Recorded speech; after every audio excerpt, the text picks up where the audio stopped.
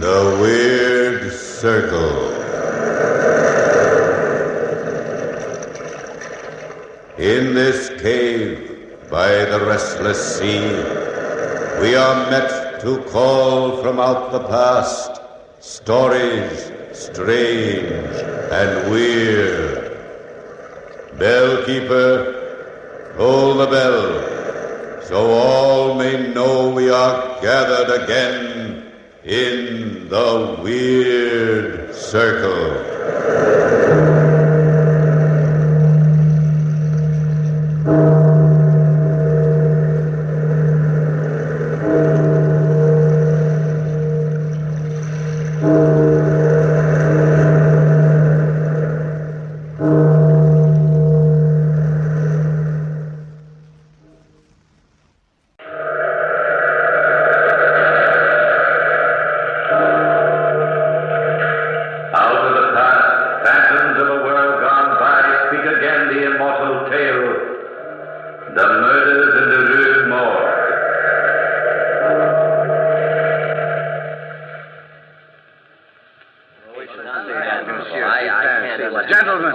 Gentlemen, please, may I have your attention? Very well. I didn't ask you to come to my humble apartment tonight to endeavor to stun you with my superior knowledge of crime and criminals. I've asked you here only to prove to you that the murders in the Rue Morgue present no great insoluble mystery. Monsieur Dupin, if you think the case is so obvious, tell me, who is the murderer? He will be here shortly, Monsieur le Prefect of Police. Here? Who is it? The murderer here? Gentlemen, I give you my word as a man of honor that he will be here in my apartment at precisely 10 o'clock this evening. How can you be so sure? I have asked him to come. Oh. It is exactly 9 o'clock now, gentlemen. And in the hour remaining to us before we meet the murderer, I shall explain to you as simply as I can how I managed to arrive at my conclusion. Yes, do, Monsieur Dupin. I'm always interested in guesswork. Guesswork, my dear fellow? This is not guesswork. No? Now, gentlemen, let us retrace the case. The story begins, if I'm not mistaken, with Madame L'Espanaye and her daughter Camille on the afternoon of December 16th, 1841. Well, of course, you're correct so far anyway, Dupin. I bow, Monsieur le Prefect. Madame L'Espanaye and her daughter Camille entered the Bank of France at precisely 2:45 in the afternoon to transact important business. Ah, Madame L'Espanaye, I've been waiting for you. So good of you, Monsieur Le Bon. Have you met my daughter, Camille? I don't think I've had the pleasure. How do you do, mademoiselle? How do you do, Monsieur Le Bon? Are you quite sure, Madame L'Espanaye, that you wish to withdraw all this money at this time? Quite positive. But 4,000 francs is a great deal to keep about one's household, madame. I'm quite aware of the danger involved, Monsieur Le Bon. But if the bank keeps this withdrawal quiet, nobody else need know that I have a sum of money in the house. Well, things do get about, madame. There's no use inviting unnecessary danger. The danger is my problem, Monsieur Le Bon. I think we'd better let the matter drop at that. Have you, any protection against possible thievery at home, madame? Ah, no, monsieur, but Mama and I have protection enough. We bolt and lock our doors. It's absolutely impossible for anybody to enter the house unless he should break the door down. But does any male protector live in the house? My husband died many years ago. Madame misunderstands me. I'm only asking these questions for your own good. Two unprotected women living alone in a large house can invite trouble. That is our problem. If Madame insists. And I do insist. Very well, Madame. I have the money here. I myself will see you both home to ensure safe delivery. But let me warn you now. The minute you arrive in your home on the Rue Morgue, the Bank of France resigns all future responsibility. We understand, Monsieur Le Bon. We understand perfectly. Interesting that So, gentlemen, the first step in this little tragedy was completed. Madame L'Espanaye and her daughter insisted on taking the money home from the bank. Monsieur Le Bon drove them in his carriage to their house, the large, bleak house, number 12, Rue Morgue. When they arrived there, Monsieur Le Bon looked about for the gendarme who was in charge of that particular block.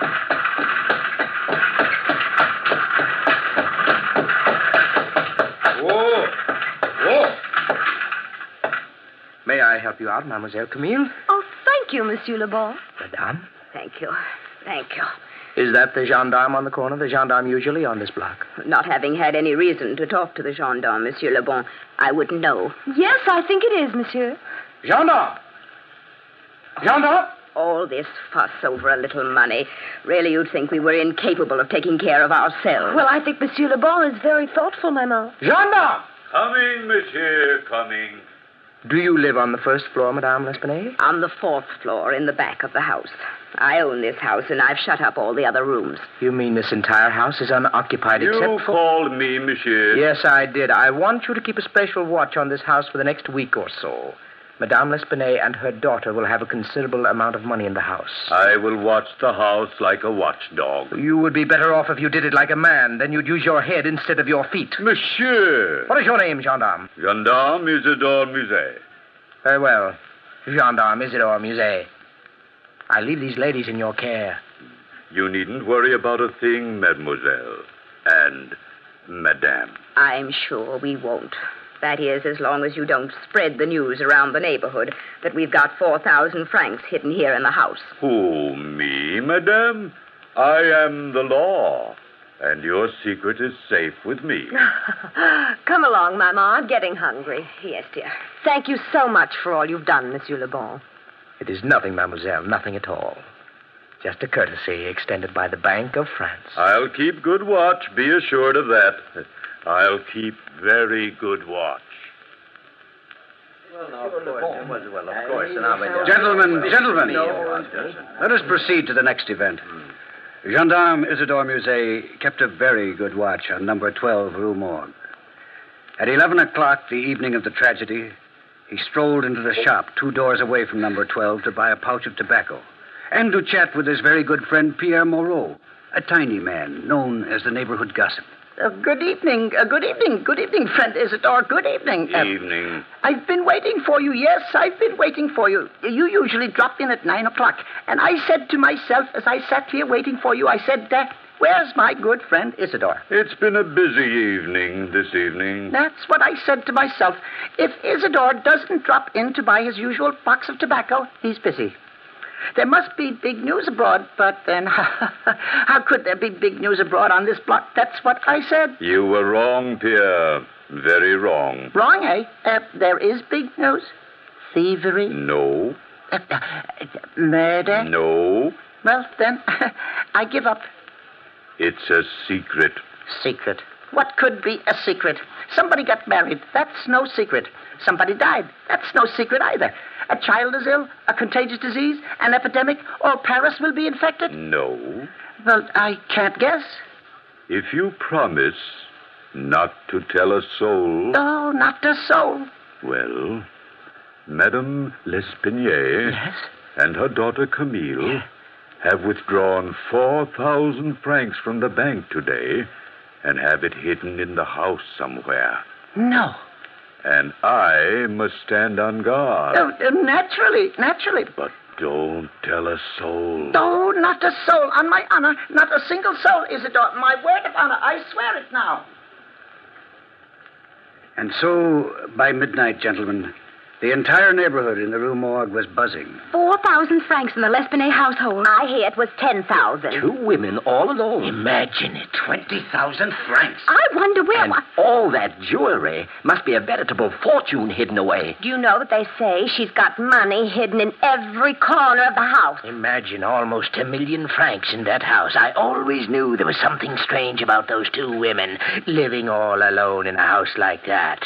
And in the rear, 4th floor. Yes, sitting in the bedroom of the 4th floor rear. But while the neighborhood was busy gossiping and chattering, Mademoiselle Camille and her mother were completely unaware of the commotion they had caused. It was almost 3 a.m. Camille had just finished undressing, and her mother was sitting in front of the mirror, brushing her hair, so that they didn't notice the window opening in back of them. Oh, I'm so tired, Maman. Poor Camille. It's been a very busy day. You know, I thought that Monsieur Le Bon was very nice. He seems fairly affable. Oh, Maman, fairly affable. I thought he was perfectly charming. So concerned over us. No man ever gets that concerned over me. Must have been you, darling. All men see... Mama, look in the mirror. Stay calm, Camille. Don't Mama, move. he's got a razor in his hand. Don't move, Camille. Mama, quick. Let's hide. He's coming closer. Where, Camille? Where shall we go? Into the closet, Mama. Quickly, Mama, into the closet. Close the door.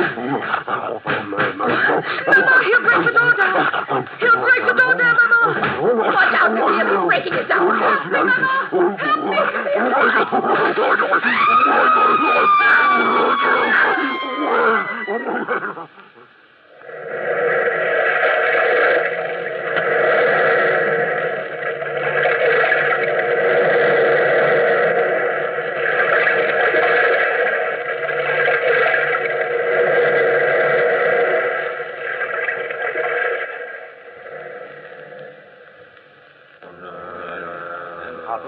Terrible. How awful.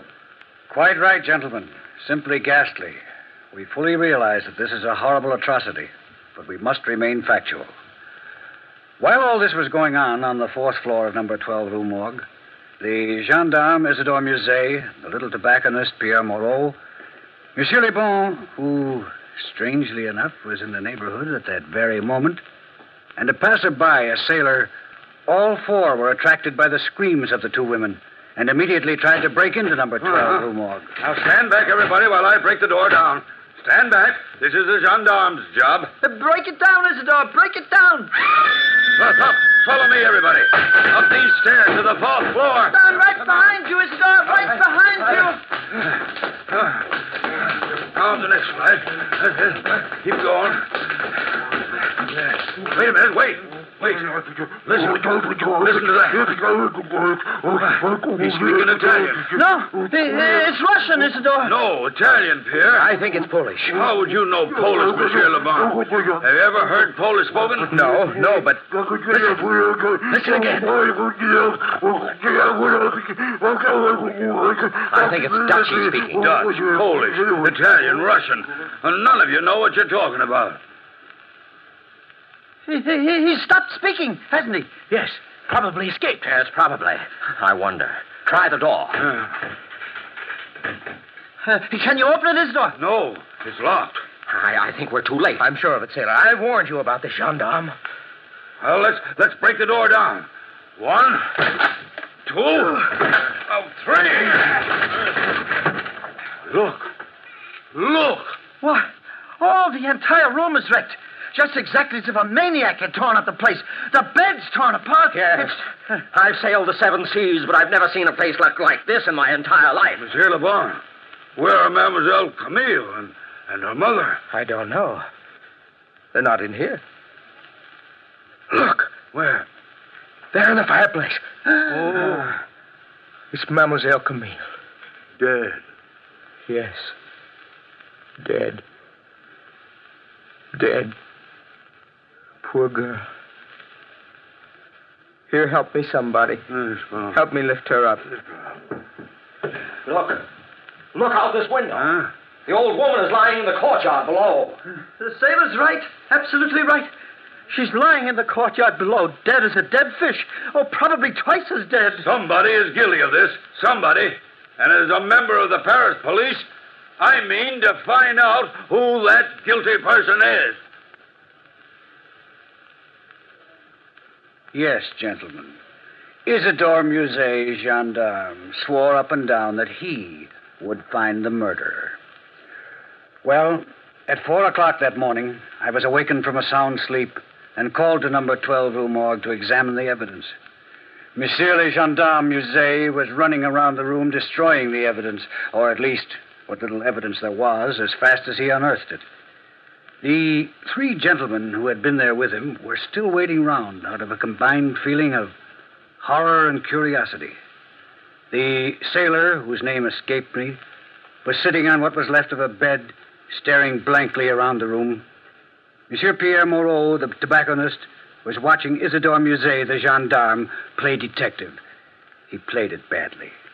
And Monsieur Le Bon was the picture of dejection. I entered the room and gazed about while Isidore supplied me with all the facts in the case, at least from his point of view. And that is exactly what happened, Monsieur Dupin. Very interesting, Monsieur Isidore Musée. And now, gentlemen, I wish to ask just a few questions. No, go ahead. Now, all of you seem to think you heard the voice of the murderer. Yes, indeed. Well, we did definitely. No doubt about it. And you, Monsieur Isidore Musée, you are positive that the murderer is an Italian? Positive, Monsieur Dupin. Absolutely positive. I could tell by his intonation. Do you speak Italian? Oh, no. Definitely not. Have you ever heard Italian spoken? No, monsieur, never. But I imagine... Yes? You imagine what? Oh, I imagine it would sound like that. I see. And you, Monsieur Le Bon, you said it was Polish. Definitely Polish, without a doubt. I judge you have lived in Poland a long time yet? No, but I heard Polish spoken once. Once. Yes. That makes you an excellent judge of the Polish language. How about you, Monsieur Pierre Moreau? What language did you say it was? Russian, I thought, but that's only a guess, since I admit, and I admit it very freely, I'm not a man to hedge. I've never heard a word of Russian in my life. I thought so. And how about you, sailor? I thought it was Dutch. I don't speak the Dutch language, but I have heard a considerable amount of Dutch spoken when I was in Holland 8 years ago. 8 years ago. I don't mean to make a suggestion, Monsieur Dupin, but Monsieur Lavant was the only man beside myself who knew about the money being kept in this house. What are you insinuating, Monsieur Musée? Insinuating? I'm an officer of the law, and I think it was very peculiar that you should just happen to be in this neighborhood at 3 o'clock in the morning. Don't you live in this neighborhood, Monsieur Le Bon? No, but I've good reason to be here. Oh, so? Suppose you tell us. Well, I was worried about Mademoiselle Camille. I was rather attracted to the young lady. And, well, I had a feeling that there would be trouble over the money. Well, I was in the corner cafe having some tea until about 10 minutes before the murder occurred. And then you strolled by the house on your way home, correct? Quite correct. My tobacco store is open all night. All tobacco stores are open all night, Monsieur Pierre Moreau. I was just walking by. I didn't steal the money. But naturally, nobody stole the money. It's in the safe behind this wall. Huh? Are you positive, Monsieur Dupin? Perfectly obvious that the money hasn't been touched. These murders were far too cruel to be instigated by man's greedy desire for financial reward. Here, let me open the safe and show you. I happen to know an interesting combination that will open any safe. I should have been a thief. So, there. That ought to open it. Oh, it did. Naturally. Now, look. There's the 4,000 francs, safe and snug as a 4,000 franc group of notes should be. Well, perhaps Monsieur Lebon was interrupted in the midst of his thievery. Perhaps he didn't have time to finish. Well, nonsense. Monsieur Le Bon was with you when you walked up the stairs. Well, an accomplice, perhaps. No, Monsieur Isidore Musée. Let me show you something. Look at the fingerprints on this girl's neck. Very strong, heavy prints. And very large, too. Why, yes. The murderer must have been a giant. His hand must have been twice as large as mine, and I have a large hand as hands. Yes. The murderer was a giant. A giant with extraordinary strength. Gentlemen, I think now I have sufficient clues. Look at this window. It's just a window. Yes, just a window with a cord on it. A broken piece of cord. Clue number 1. Clue number 2. Look at the dead girl's hand. Huh? Why, she has some hair clutched in her hand. Quite correct. And with this cord and this hair, I can find the murderer. Gentlemen, go home. Go home, get a good night's sleep, and I'll hand the murderer over to the prefect of police very soon. Monsieur Dupin, don't forget to mention that I helped you. I'm due for promotion soon. It's very extraordinary. I don't care, man. And so, messieurs, that is the story. And you have the facts. A piece of cord and some hair. The condition of the room, the strength of the murderer, the passion of the deed, the lack of motivation should all suggest to you the very same thing it suggested to me. Monsieur Dupin, you are talking in circles. Circles? So? You mean to say you still don't know who the murderer is? No, of course I don't know. And frankly, Monsieur Dupin, I don't think you know either. Oh, really, gentlemen. Really, gentlemen, you amaze me. Here, Monsieur le Prefect. Examine this piece of cord, if you will. What do you make out of it? A piece of cord, yes. Well, let me see. Well, it's a piece of... Well, nothing except that, it's been torn. Yes, it's been torn. Now, yes. Try to tear it yourself. Well, well, I couldn't. It's a very, very strong cord. Ah. Notice anything else? Yes, now that I look at it, it's got a very unusual knot in it. But what does an unusual knot prove? You will see what I mean presently. It's the first stroke of 10 o'clock. Any minute now, gentlemen, the murderer will enter this room. May I please ask you to extinguish all the candles in the room, all except one. Why, Monsieur Dupin, we'll all be murdered. Which would be no great tragedy, but I wouldn't worry if I were you. Well, as you say, Monsieur Dupin. Extinguish the candles, gentlemen. Yes. Now we are in semi-darkness. That is fine.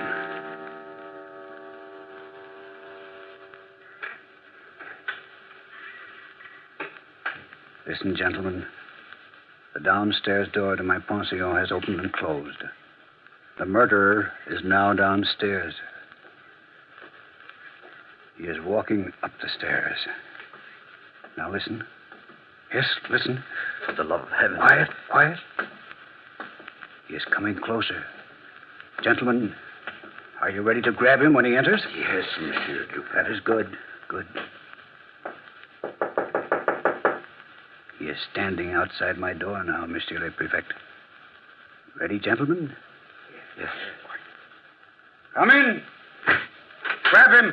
Let me go! Let me go! Let me go! So it is you, sailor. Help the sailor to sit down. It was a trap, huh? Yeah, but this sailor doesn't look strong enough to commit these murders. Let me go! Let me go! Don't Let me struggle. go, I say! Please don't struggle. You see, sailor, Monsieur le Prefect cannot arrest you for the murder because, although you are responsible for the crimes, you are not guilty. I'm not guilty. I'm not. I couldn't help it. Of course you couldn't. Gentlemen, it must be obvious to you now that no man murdered these two women. The only creature able to do it would be a Bornese orangutan. Orangutan? I matched these hairs I found in the dead woman's hand, and of course they belong to just such a creature. An orangutan. Yes, Monsieur Dupin is right. But tell me, how is this sailor involved? I owned the animal. Dupin put an ad in the paper saying my orangutan was captured. Oh, that's why I'm here, to claim it. But didn't you realize that Monsieur Dupin knew that the murder was an orangutan? No, I didn't think anyone could solve the murders. But I did know that whoever put the ad in the paper knew that I was the owner of the animal and that he was keeping what he thought was a perfectly innocent animal. You see, I addressed my ad personally to this sailor. This piece of cord told me a sailor owned it. There was a sailor's knot in the cord, and the knot was peculiar to those tied on Maltese vessels. Therefore, when I put the ad in the paper, I asked the sailor from the Maltese vessel, I checked on the name of the vessel from the sailing data in the paper, to come and get the beast. Well, naturally, I came to pick him up. Ah, now I see. One question I must ask, sailor. How did the orangutan get hold of a razor, and how did he manage to escape? I had the animal locked in my quarters. I captured him in Malta and brought him to this country to sell to the zoo. They're very smart, you know. For last night, when I entered my room, he was trying to shave with my razor. When I tried to chain him up, he escaped. He ran out into the streets, saw the light in number 12, Rue Morgue, climbed up the lightning rod to the ladies' apartments. Well, you know the rest. Indeed we do. Well, gentlemen, if you have any other problems you wish settled, call on me. Just call on Monsieur Auguste Dupin. Incidentally, if you'd like to see the orangutan, you'll find it safely locked up in the zoo.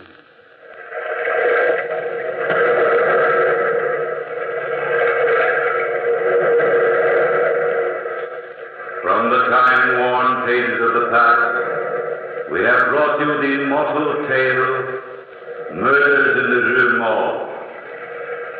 Bellkeeper, hold